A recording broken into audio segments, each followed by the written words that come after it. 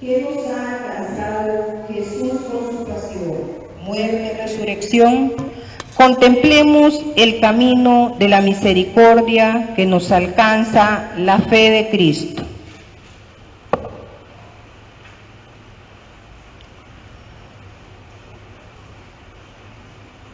Pasión de nuestro Señor Jesucristo según San Lucas.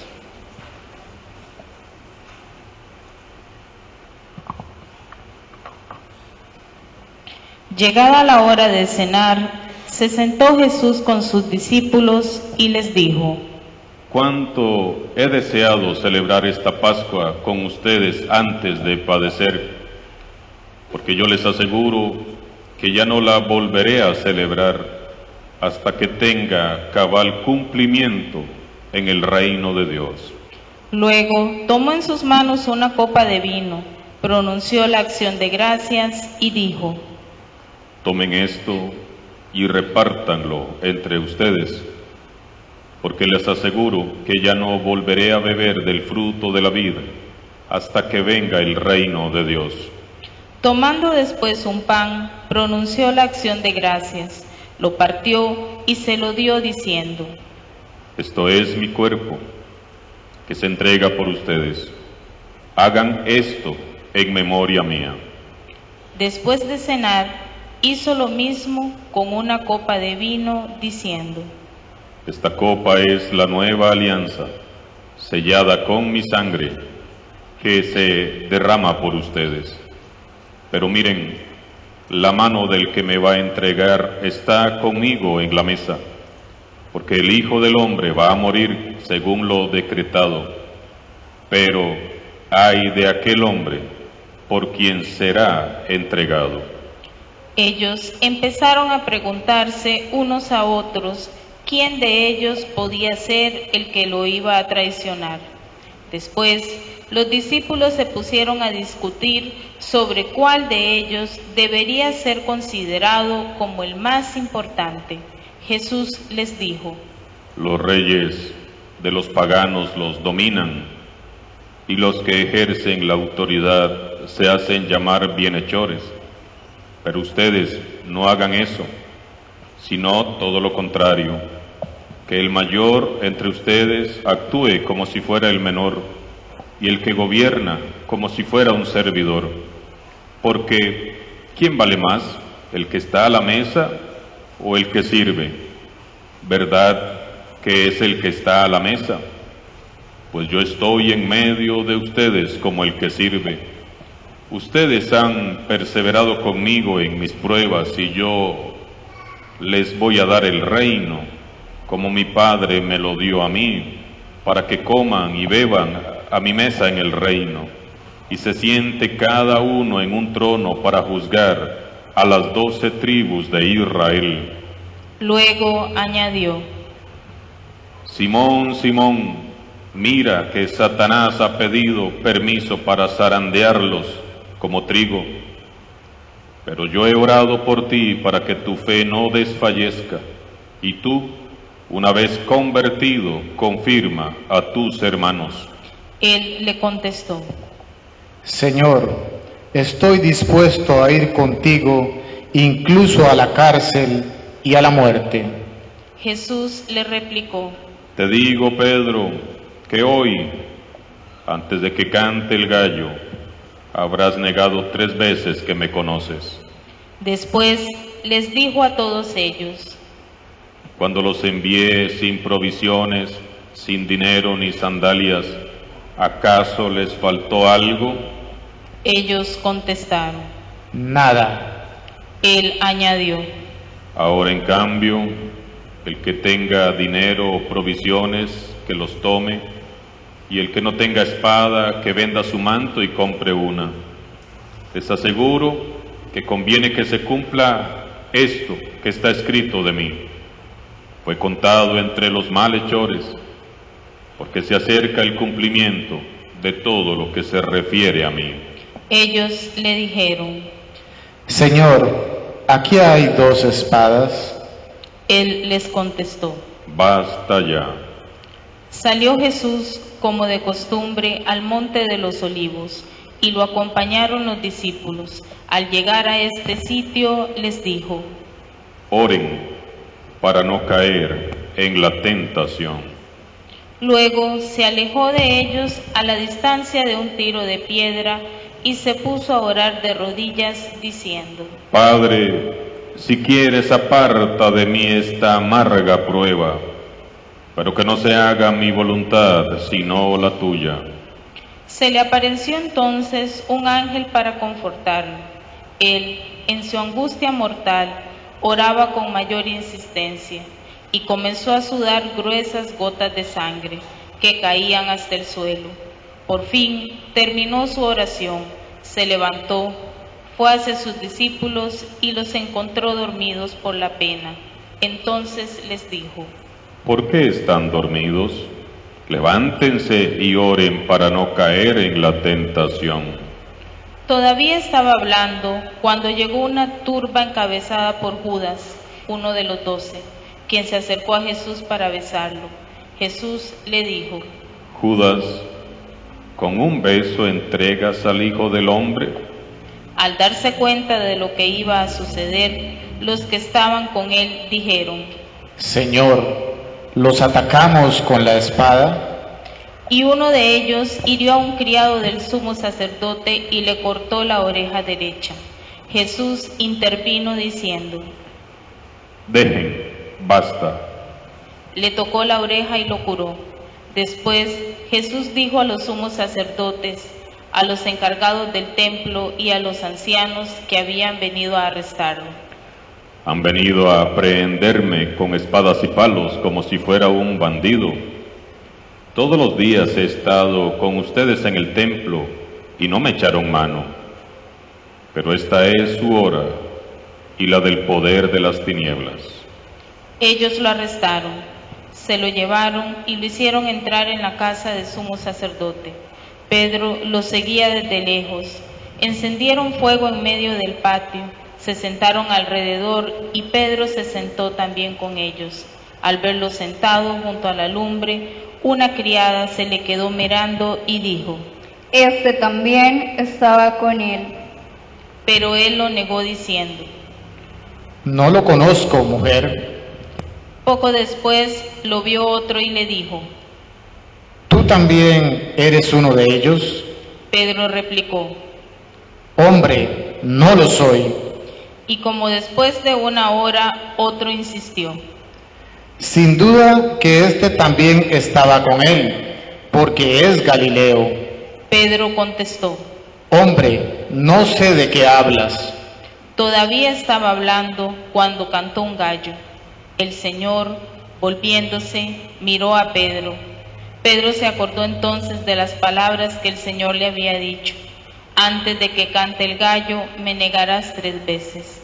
Y saliendo de allí, se soltó a llorar amargamente. Los hombres que sujetaban a Jesús se burlaban de él, le daban golpes, le tapaban la cara y le preguntaban: Adivina quién te ha pegado. Y proferían contra él muchos insultos. Al amanecer, se reunió el consejo de los ancianos con los sumos sacerdotes y los escribas. Hicieron comparecer a Jesús ante el Sanedrín y le dijeron: Si tú eres el Mesías, dínoslo. Él les contestó: Si se lo digo, no lo van a creer, y si les pregunto, no me van a responder. Pero ya desde ahora, el Hijo del Hombre está sentado a la derecha de Dios Todopoderoso. Dijeron todos: Entonces, ¿tú eres el Hijo de Dios? Él les contestó: Ustedes mismos lo han dicho, sí lo soy.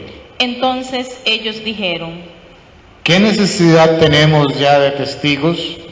Nosotros mismos lo hemos oído de su boca. El consejo de los ancianos con los sumos sacerdotes y los escribas se levantaron y llevaron a Jesús ante Pilato.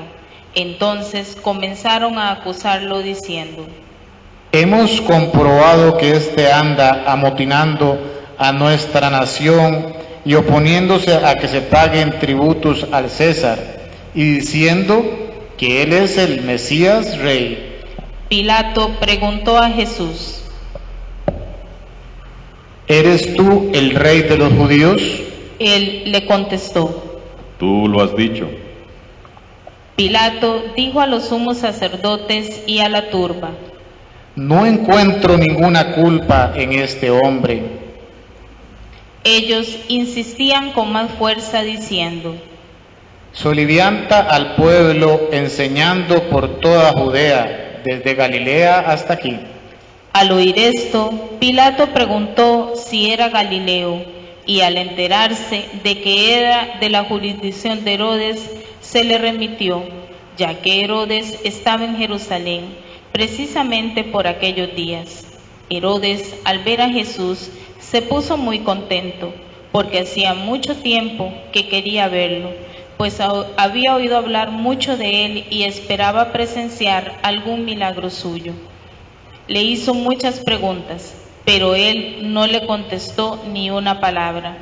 Estaban ahí los sumos sacerdotes y los escribas acusándolo sin cesar.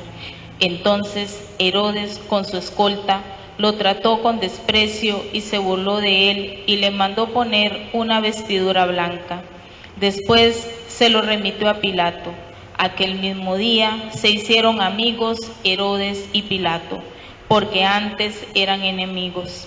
Pilato convocó a los sumos sacerdotes, a las autoridades y al pueblo y les dijo: Me han traído a este hombre, alegando que alborota al pueblo, pero yo lo he interrogado delante de ustedes y no he encontrado en él ninguna de las culpas de lo que lo acusan.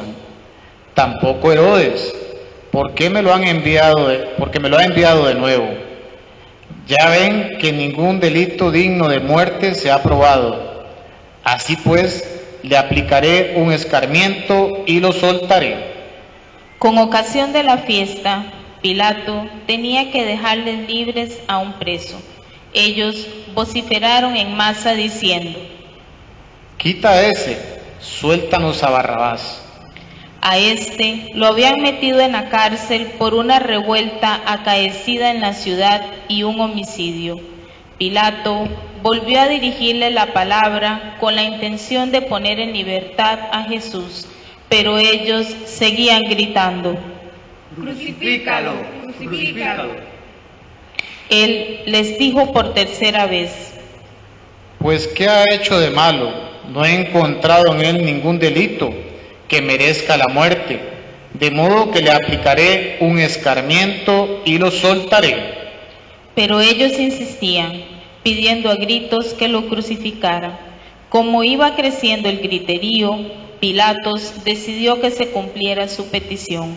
Soltó al que le pedían, al que había sido encarcelado por revuelta y homicidio, y a Jesús se le entregó a su arbitrio. Mientras lo llevaban a crucificar, echaron mano a un cierto Simón de Cirene, que volvía del campo, y lo obligaron a cargar la cruz. Detrás de Jesús lo iba siguiendo una gran multitud de hombres y mujeres que se golpeaban el pecho y lloraban por él. Jesús se volvió hacia las mujeres y les dijo: Hijas de Jerusalén, no lloren por mí, lloren por ustedes y por sus hijos, porque van a venir días en que se dirá: dichosas las estériles y los vientres que no han dado a luz, y los pechos que no han criado. Entonces dirán a los montes: desplómense sobre nosotros, y a las colinas: sepúltennos, porque si así tratan al árbol verde, ¿qué pasará con el seco? Conducían además a 2 malhechores para justiciarlos con él. Cuando llegaron al lugar llamado la Calavera, lo crucificaron allí a él y a los malhechores, uno a la derecha y el otro a su izquierda. Jesús decía desde la cruz: Padre, perdónalos, porque no saben lo que hacen. Los soldados se repartieron sus ropas, echando suertes. El pueblo estaba mirando. Las autoridades le hacían muecas diciendo: a otros ha salvado, que se salve a sí mismo. Si él es el Mesías de Dios, el elegido. También los soldados se burlaban de Jesús y acercándose a él le ofrecían vinagre y le decían: Si tú eres el rey de los judíos, sálvate a ti mismo. Había, en efecto, sobre la cruz un letrero en griego, latín y hebreo que decía: Este es el rey de los judíos. Uno de los malhechores crucificados insultaba a Jesús diciéndole: Si tú eres el Mesías, sálvate a ti mismo y a nosotros. Pero el otro le reclamaba indignado: ¿Ni siquiera temes tú a Dios estando en el mismo suplicio? Nosotros justamente recibimos el pago de lo que hicimos, pero éste ningún mal ha hecho. Y le decía a Jesús: Señor, cuando llegues a tu reino, acuérdate de mí. Jesús le respondió: Yo te aseguro que hoy estarás conmigo en el paraíso. Era casi el mediodía, cuando las tinieblas invadieron toda la región y se oscureció el sol hasta las 3 de la tarde. El velo del templo se rasgó a la mitad. Jesús, clamando con voz potente, dijo: Padre, en tus manos encomiendo mi espíritu. Y dicho esto, expiró. Nos ponemos de rodillas.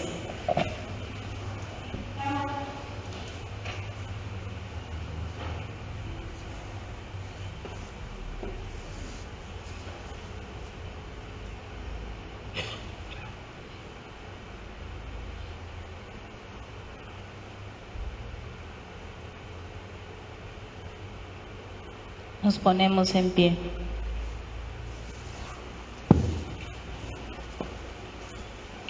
El oficial romano, al ver lo que pasaba, dio gloria a Dios diciendo: Verdaderamente este hombre era justo.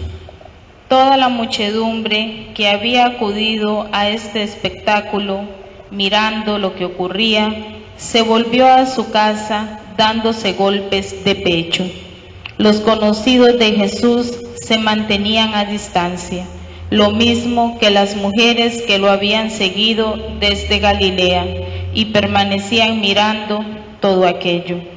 Un hombre llamado José, consejero del Sanedrín, hombre bueno y justo, que no había estado de acuerdo con la decisión de los judíos ni con sus actos, que era natural de Arimatea, ciudad de Judea, que aguardaba el reino de Dios, se presentó ante Pilato para pedirle el cuerpo de Jesús. Lo bajó de la cruz, lo envolvió en una sábana y lo colocó en un sepulcro excavado en la roca, donde no habían puesto a nadie todavía. Era el día de la Pascua y ya iba a empezar el sábado. Las mujeres que habían seguido a Jesús desde Galilea acompañaron a José para ver el sepulcro y cómo colocaban el cuerpo. Al regresar a su casa, prepararon perfumes y ungüentos, y el sábado guardaron reposo conforme el mandamiento. Palabra del Señor. Gloria a ti, Señor Jesús.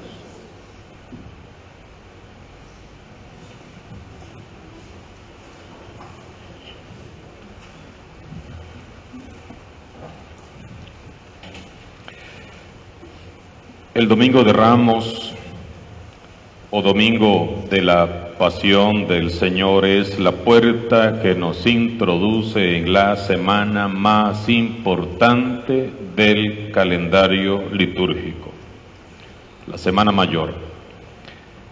En este día contemplamos las dos columnas centrales del misterio pascual. Por un lado, celebramos anticipadamente la vida y el triunfo de Cristo Jesús mediante la procesión de Ramos. Esta procesión de Ramos es un anticipo de la victoria pascual. Y el próximo domingo, si Dios nos da vida, celebraremos la victoria definitiva. Y por otro lado, meditamos en la pasión y en la muerte de Jesús. ese camino de la cruz, que es el único camino que nos llevará a obtener la victoria definitiva. Jesús entra a la ciudad santa de Jerusalén como rey victorioso. Estos dos textos que hemos escuchado de San Lucas son muy profundos, marcados definitivamente por el amor misericordioso de Jesús. Les motivo para que, llegando a sus hogares, lean de nuevo la pasión de nuestro Señor Jesucristo según San Lucas, enfocando la mirada y el corazón en la persona de Jesús, palpando sus sentimientos, sus emociones y sintiendo con su corazón. Jesús entra en Jerusalén, donde está el pueblo de Dios, a lomos de un burrito, y entra en humildad, mansedumbre y paz, rodeado de un cortejo sencillo, sus discípulos y la pequeña comunidad que lo había seguido a lo largo de 3 años. Él se había negado siempre a ser considerado como rey según el sistema de este mundo. Por eso no entra en un brioso caballo como un guerrero victorioso, porque la intención de Jesús no es dominar, la intención de Jesús es servir. Jesús brilla especialmente por su mansedumbre, por su ternura, por su humanidad, por su bondad, por su misericordia. En el relato de la pasión que nos ofrece San Lucas, ¿qué es lo que vamos a hallar? Vamos a hallar perdón, compasión, misericordia y las promesas de salvación. Jesús se preocupa más del problema de los demás que del propio. Por eso, aún estando en los peores momentos, no deja de escuchar, de aconsejar, de apoyar, de proteger, de curar, de perdonar, de amar. Jesús escucha. ¿A quiénes? Escucha a sus discípulos en la última cena, escucha a sus adversarios con sublime paciencia, escucha a las mujeres que valientemente lo siguen mientras Él carga con la cruz, escucha al ladrón arrepentido. Jesús aconseja a sus discípulos, les da las últimas recomendaciones. El mayor entre ustedes actúe como si fuera el menor, y el que gobierna como si fuera servidor. Jesús apoya a Pedro y a los demás discípulos, asegurándoles que, aunque sean zarandeados por Satanás, cuenta con él y con su oración. Simón, Simón, mira que Satanás ha pedido permiso para zarandearlos como el trigo, pero yo he orado por ti, para que tu fe no desfallezca, y una vez convertido, confirma a tus hermanos. Jesús Él protege a Pedro, que no sabiendo qué hacer para defender a Jesús, toma la espada para hacer justicia por su propia mano, diciéndole: Jesús, basta ya. Jesús cura a Malco, el siervo de Caifás, a quien Pedro en un arrebato de ira le cortó la oreja con su espada. Jesús consuela y cura el corazón herido de las mujeres que destrozadas caminan en pos de Él. Jesús perdona a todos, nos perdona el Señor estando en la cruz, y Jesús ama insondablemente estando en la cruz. A todos nos amó. Las palabras de Jesús que San Lucas recoge de Él estando ya en la cruz son todo un retrato del corazón de Dios. San Lucas nos describe la grandeza de Jesús, poniendo de relieve la inocencia y la misericordia de Jesús, que muere perdonando las ofensas, perdonando a sus ofensores y ofreciendo el reino a un pobre ladrón, pecador, arrepentido. Y conmueve escuchar cómo la primera confesión de fe en el crucificado brota de la boca de un centurión romano que da gloria a Dios al pie de la cruz diciendo: verdaderamente este hombre era justo. Esto es lo que celebramos hoy, la entrada victoriosa de aquel que ha sabido vencer el mal haciendo el bien. Jesús deja claro que Dios es bueno y su naturaleza es hacer el bien, y todo lo que diga que es, y todo el que diga que es de Dios, se identificará por este amor, por esa vocación a hacer el bien. Dios ama la vida y por lo tanto no es enemigo de los hombres. Quien diga que es de Dios, ama y defiende la vida en todas sus expresiones. Celebramos hoy la victoria de la paz sobre la violencia de este mundo. Con su ejemplo, Jesús nos enseña que Dios no es un Dios violento que va a fulminar de golpe a los bárbaros de este mundo.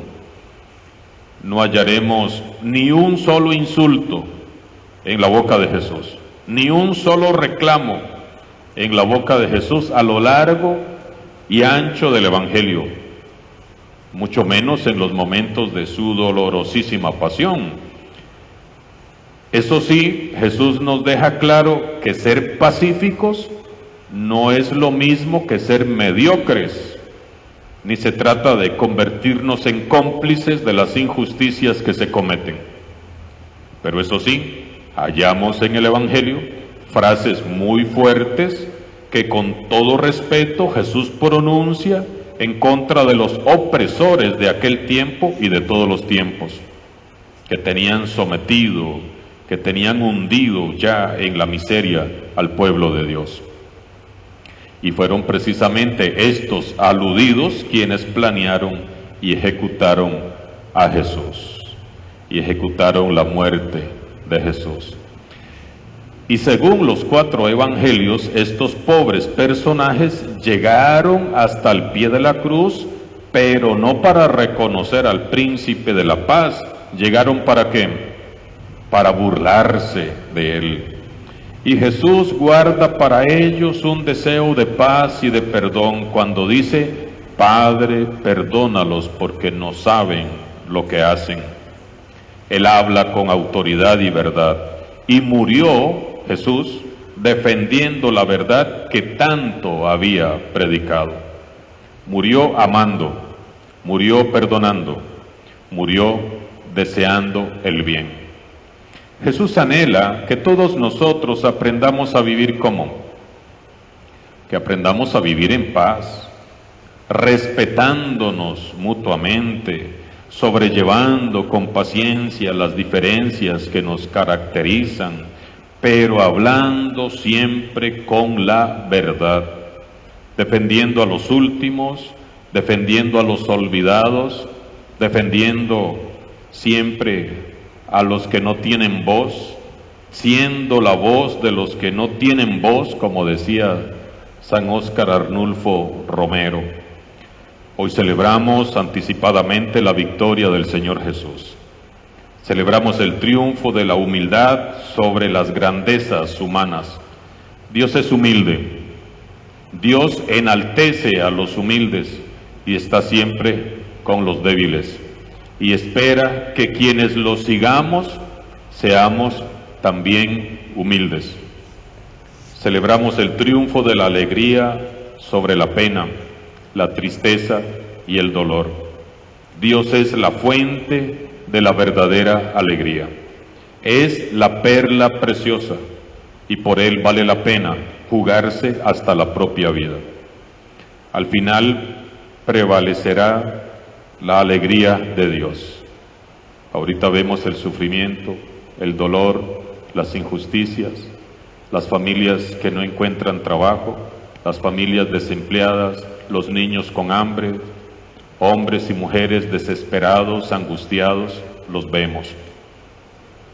Al final prevalecerá la alegría de Dios y cada uno tendrá su recompensa y cada uno tendrá también que darle cuentas a Dios de las injusticias que se cometieron.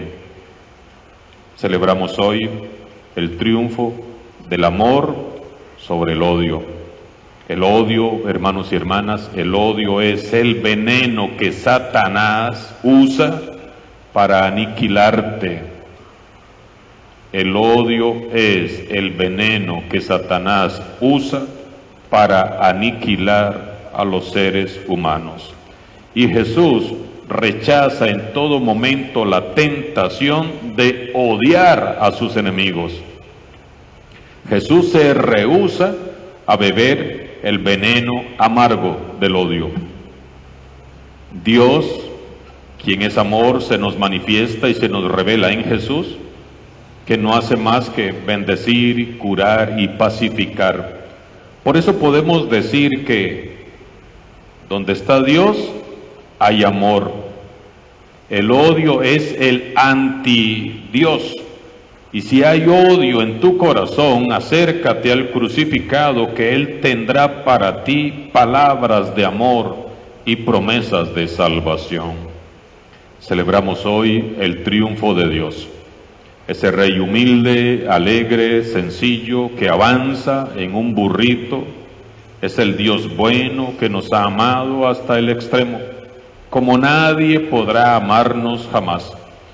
No ha venido a destruirnos, no ha venido a castigarnos por nuestras bajezas, sino que ha venido a tomar nuestra condición humana para con nosotros y por nosotros superar todas nuestras miserias. Esto es lo que celebramos en Navidad. Dios con nosotros es.